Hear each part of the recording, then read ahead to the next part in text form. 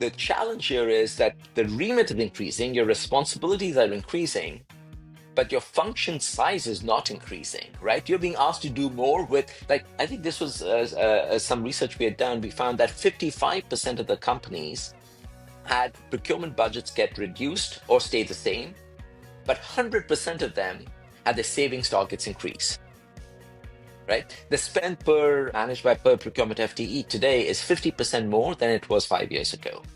So that's huge. Like, how do you prioritize? What do you focus on? What are the other enablers you can count on, right? So I think that's a real challenge.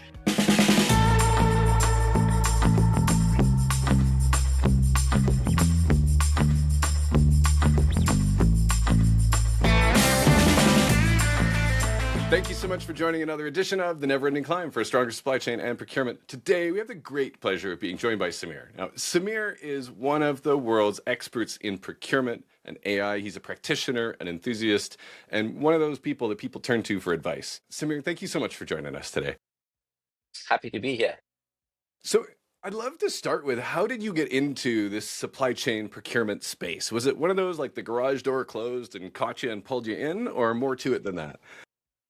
No, to be honest, it was more by accident than by intent. My degree was actually in electrical engineering, and not to date myself, but back then we didn't even have degrees in supply chain and procurement. And I joined consulting, and one of the first projects was procurement. And the reason I was assigned was simply because I was available, and the study needed an analyst. So that's the honest truth. I could come up with some very grandiose mission statements that I had since I was a young kid, but that wasn't the case. I think it is important to know that 30 years later, I'm still in procurement. So I've stuck with it because I really have enjoyed it. And I Yeah. think it really doesn't get its fair share, its fair due. And Yeah. so over the last 30 years, I've stuck with it. I can relate to that sense of there's so much there and so many fun problems to solve. It's deeply engaging and it's changing so fast. This feels like the one of the fastest paces of change that I know I've seen. I'm imagining you might look at it the same way. I do, absolutely. And I think, I mean, let's be honest, the whole society is changing. We are in a seismic moment, right? And I think that rare inflection point for society, it triggers down into procurement as well. It is, if you will, procurement could be a microcosm of it. But I do believe that this is an opportunity for procurement to be at one of the forerunners of the transformation that we are all witnessing. And the thing about procurement, though, is the impact from all of these changes. It's tangible, it's measurable, it's real, right? It's not esoteric. And that's why I think the onus is on us as procurement practitioners, enthusiasts, and so on, to really seize the challenge. What I love about that is that underlying sense of be the change you want to see in the world, right? And that reaffirmation, that one more person reminding us all that yes, AI is going to impact some jobs, but if you're part of the change and you are learning how to apply it, then you're not the one left behind. You're the one that's part of it. You're leading it, you're making it happen. And the role with it, help it happen, or Exactly. it happens to you. And being part of that opportunity to encourage people to do that, to think that way, is so, so fulfilling. Yeah, and that's why I believe procurement, kind of bringing two slightly related threads together here, is why I think procurement has the opportunity to be at the forerunners is because there is, and understandably so, a lot of skepticism around AI. Is it real? Are we over investing? Is there real value to be had? And so on and so forth. And then because of procurement's value proposition, regardless of AI, being so real and tangible, that this can be, if you will, the experimental play proving that AI can deliver value that hits the bottom line. Oh, and it hits absolutely when it's done well, Exactly. right? When we make sure we're deploying effective, reliable enterprise grade, not minions. I think this idea that there are a set of challenges, there's that pattern of the type of challenges that we're seeing that are appropriate or more proven as opportunities to apply these new capabilities. What are you seeing in those themes or challenges where people should know, and maybe some people don't necessarily recognize that they're in a situation that is Yeah. ripe for that kind of transformation?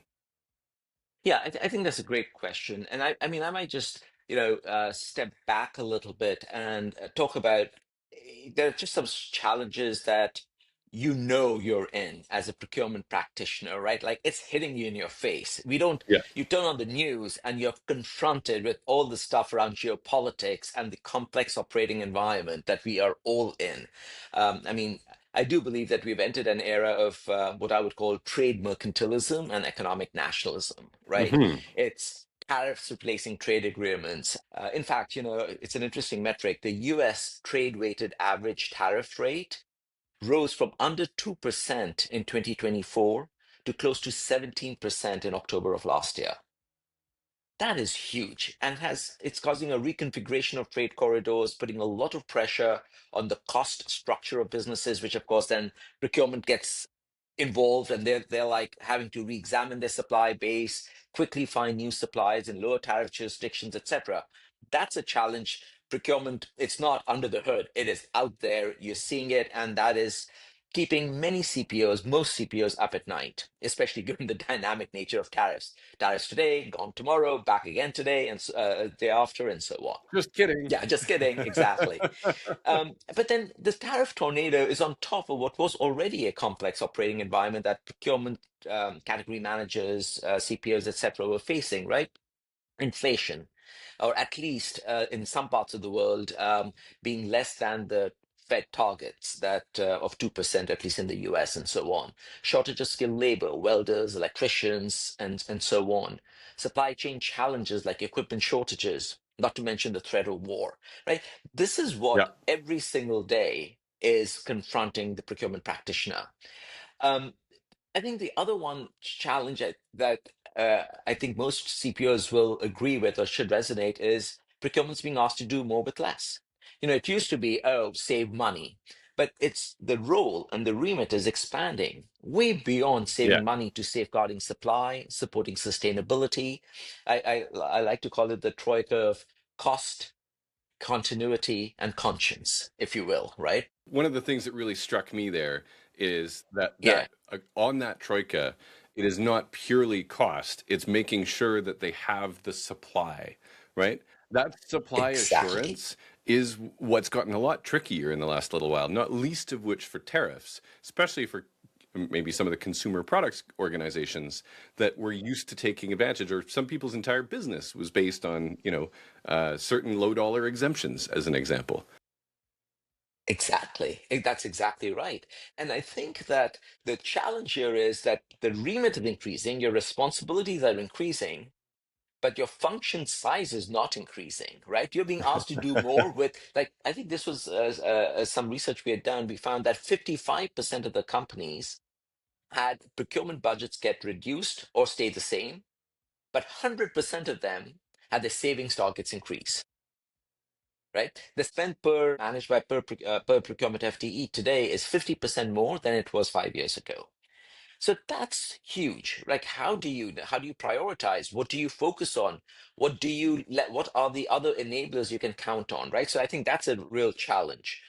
But and then talking about enablers, I'm sure we'll talk about this more, but this is an interesting thing that we have found. The whole notion of digital and adoption, what we are finding is, and of course, you would say, hey, that's the opportunity. Why is that a challenge? It isn't. It is indeed an opportunity, but in the short term, procurement is challenged by Yeah. it, challenged by the digital adoption. So here's an interesting metric. We found that while 50% of the CPOs totally recognize the potential, of meaningful, the right-sized applications of agents and digital and so on, the reality is that the adoption of AI in marketing and sales is 6 times that of the adoption in procurement. Yeah. That means suppliers are exploiting AI and digital writ large much faster than buyers are, By giving 6x. them by 6x, giving them a competitive advantage. And then I think the last but not the least challenge that is keeping folks up at night is the talent gap. it's kind of interesting. Procurement, I think, has historically struggled to attract talent because it's always seen as this tactical back office function. And as procurement enthusiasts, and I know you're one of them as well, it's annoying. It's like, it could be so much more. But that actually prevents procurement from attracting the top talent it really needs, right? And then as new roles are created, as expectations rise, new skills will be needed. And if procurement is unable to attract the next generation of skills, this problem is only going to get exacerbated. So I think those are the things, that's the kind of the environment that procurement leaders are operating in. And they have to kind of cut through it and figure out how to do what they're being asked to do in the best possible manner possible. One of the patterns that I'd love to highlight in that, to say yes and, is the number of bids that are being generated by AI that are thrown at procurement that are now, instead of 3 or 4 bullets hand typed, are now 500-word essays about how amazing whatever that product was. And then how on earth do you assess this? And the idea today that makes it so much easier to show a quick demo that's frankly BS, to try to back up one of those bullets that then turns into a pilot that then Yeah, is not actually real or real. reliable, right? So one of the rules that I've encouraged organizations to consider, and I'd be curious to your take on it, is to apply Six Sigma to the reliability of the enterprise systems. Now, if you're running your SAP ERP system, this is tried, true Six Sigma plus reliability for handling a PO and a contract or an Yeah, outline agreement and a three-way match. And that's not in question for reliability. Some of the new systems are trying to apply the probabilistic technology that is not yet even giving you the same answer 10 times out of 10 on ChatGPT to yeah, solve that problem. And it can look great in a demo, but then you get into production and you're not even 2 or 3 sigma reliable. And that's right. one of the capabilities that I'm seeing organizations demand, and I know is not consistently shared, is the need for that minimum 4 or 5 sigma before something even exits a pilot, and a proof point to demonstrate that, Yeah. not just a demo that can look slick once or twice. Exactly. Yeah, it's not production grade. But I think it's an important point. And I think there's a slightly even a bigger point there, which is I think you're talking about product maturity and it's being ready for prime time. I also think that there's this other thing where, maybe it's just human nature, the shiny new penny syndrome, where suddenly Yes. AI is God's gift to mankind. It's the panacea to solving world hunger and solving, the curing cancer and so on. The reality is AI can be great, but in the right place for the right thing. You don't always need AI. You could just go with advanced analytics, which have nothing to do with AI. That might be the right answer to be able to develop the right model to do whatever you're trying to analyze, right? So this is one where one has to be very thoughtful. It's not a solution looking for a problem. We have enough problems. Now let's figure out what's the right combination of AI, advanced analytics, capability development, process streamlining, and optimization. There could be something. Let's just optimize the processes. That's it. You don't need even AI, right? You have way too many approvals Yeah. because your delegation of authority is so complex. Well, you don't need AI. You can actually, just make some policy changes. So I think this is one where we should be very careful about looking at AI as one of the many things in our toolkit that can be Yeah. used in the right places. And then there too, when you do use it as a part of that shiny new penny syndrome, I think people have this tendency because it's exciting, it's easy to adopt in the grand scheme of things, rushing into it without really thinking of the impact. So there's almost arguably an infinite number of use cases, right, where you can use AI. The question is, where are you getting the impact? So I think what we always advise, I like to advise my clients is be impact back rather than tech forward. Yes. Yeah. Start with the outcome that we're trying to achieve. Otherwise, it's running around with a hammer and everything looks like a nail. Exactly, exactly. And so, of all the different use cases, where, based on the problems you've got, based on the environment you're in, which are the use cases that will be the most impactful for your organization? Yeah. and then focus on those. Yeah. There's some key metrics around velocity that make a significant difference to organizations. I know even just on the compliance side, being able to manage and organize and orchestrate all of the compliance requirements that are buried in a policy can be a really powerful accelerator in just capturing value faster, right? It's that feeling like you're stuck in a maze and you got to face, the American Ninja obstacle course before you can Yeah, get a PO. yeah. And that's reality for so many organizations today. I'm curious, when you think about 6 weeks from now, somebody that's watched this, on your heart, what would you want them to take away with it or take away from it that would serve them and their personal development and then their organization? So I think obviously the answer, whatever answer I give, would need to be calibrated depending upon a company's initial conditions. I know that Yes. the joke, the answer is always it It depends. The depends. consulting answer, it depends.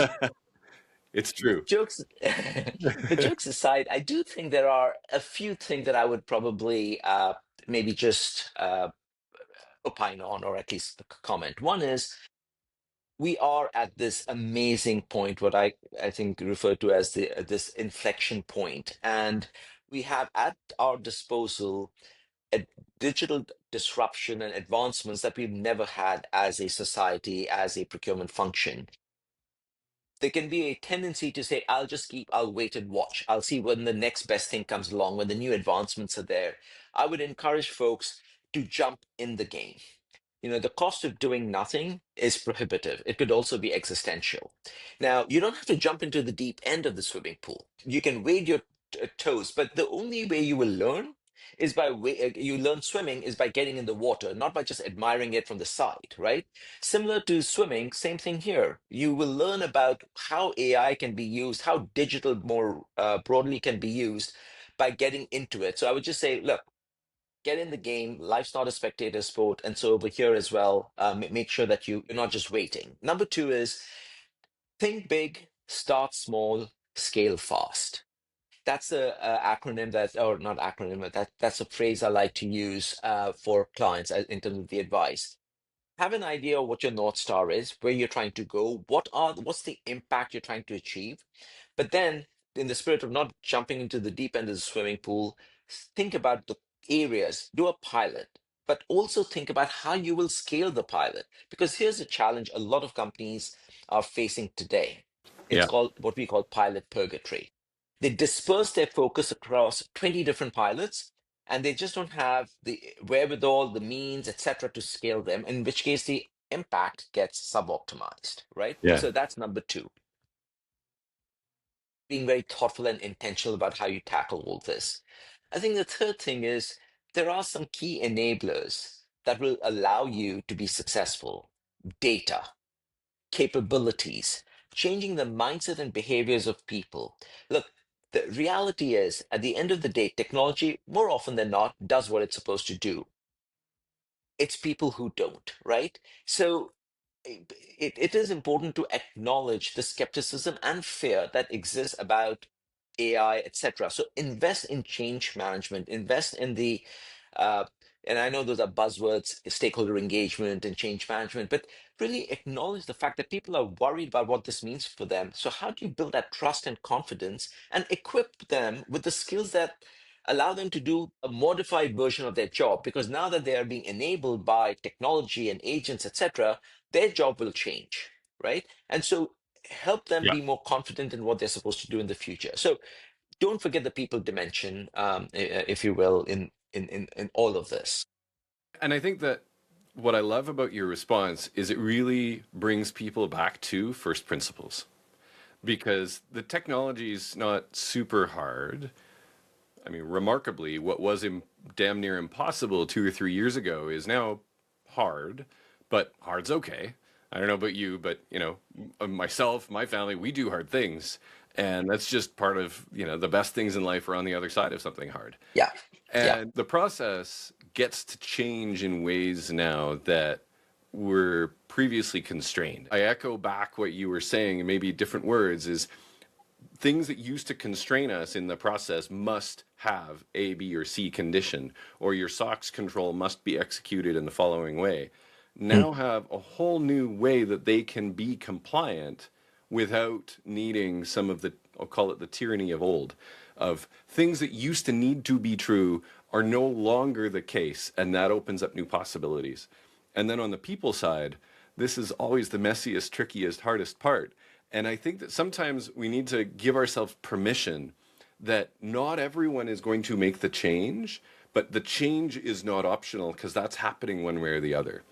And Exactly. so Exactly. as Yeah. leaders, one of the things that I was talking with a friend, an executive leader at one of our customers just the other day, it's that absolute desire from our hearts to help the entire team make the shift and the investment in helping them do that.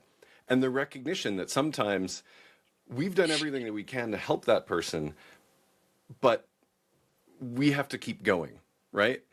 And we Exactly. You've heard this phrase, right? Recently, someone said, AI won't replace people, but people who use AI will replace Yes, people who yes, don't. 100%. It is so true. And I think one of the things that I've encouraged our leaders to look out for is when somebody's demonstrating a high level of skepticism and the associated action is aversion and avoidance, that's one of the key indicators that somebody's not going to be able to make the shift after repeated, coaching, Yeah. encouragement, etc. That's been the tipping point in what we've seen. And those that can get past the skepticism and start to use it well can make that tip, can make that shift. And even if they're not one of the first 5% of adopters, they can be part of the early 25% that then brings the large middle across. I'm not Yeah. sure if you're seeing sort of a similar And theme that I've seen. no, no, I think that's exactly right. And I think one of the things I would just build on with what you just said is that, some of it is proactive, people of their own volition, of their own interest, having the gumption to do it and learn Yep. stuff, right? But not all of us Yep. are the same. I think organizations can institutionally also reinforce this good behavior, right? I recently read that one of the metrics that is becoming a part of the performance evaluation system is how much of AI are you using in your day-to-day job, right? Yeah. And now that comes across as a bit more of a process metric than an outcome metric, but maybe in this initial stage where we're trying to change behavior, saying, hey, make using AI a part of your day-to-day job, making that a performance measure could bring in the right, mindset and behavioral shift. Just Yeah. yesterday, there was a news article, so I can share this now publicly, how McKinsey, the firm I work at, is asking as a part of the recruiting, they're asking folks to use our AI tool. It's called Lily, and it's something that it's based on one of the frontier models. But it's like what we evaluate a person. Some might think, oh, you're cheating. But when you're doing cases, we're saying, hey, use Lily to help solve that case. And what we will evaluate is what's the quality of your prompts? What is the quality? How are you, what are you doing with the results that the model is churning out? You just don't take it and accept it willy-nilly, right? Yeah. So it's a little bit about, I think, even institutionally, we can try to change those behaviors. And then after all that, if people are still resisting, then hey, look, the writing's on the wall, Yeah. so to speak. Yeah. Yeah. It's our choose our hard, right? We can choose to go make sure that we stay fit or, and be the oldest guy in the gym. Or we can choose to be the youngest guy in the nursing home. And Yeah, it's our yeah, choice, right? yeah, exactly. And I know you and I choose to go make sure we're the oldest guy in the gym. And I love that. Um, Samir, one of the things that I am just so grateful for is taking some time out of your day, your week to help share this with us. I know you're pretty easy to find on LinkedIn for people that want to get in touch, to learn more, to tap you on the shoulder and say, hey, I've got this tricky thing. I'd love for your help. What advice would you have for somebody that wants to get in touch with you? Oh, they can absolutely reach me through LinkedIn. I'm on it all the time. I love reading what other people are posting. I like to post myself. I'm not as prolific as some other folks for sure, but nevertheless, I think I'm fairly active. So that's probably the easiest way. Send me an invite and I'd be happy to accept it. Samir, so grateful for you taking the time today. Thank you so much for joining. And Of for all of course. you watching, this has been another edition of The Never Ending Climb for a Stronger Supply Chain and Procurement. We'll see you next week. Thanks, Sean. Bye for now.